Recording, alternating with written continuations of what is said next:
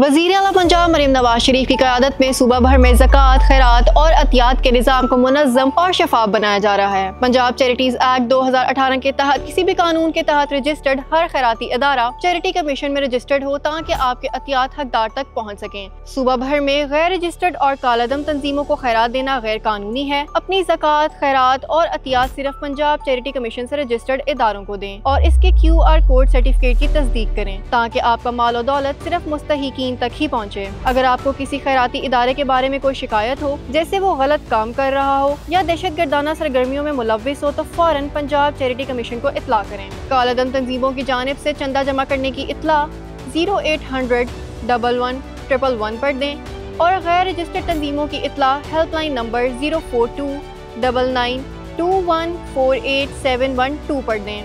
Punjab charity commission से registered इदारों और तंजीमों के बारे में जानने के लिए www.charitycommission.punjab.government.pk पर विजिट करें।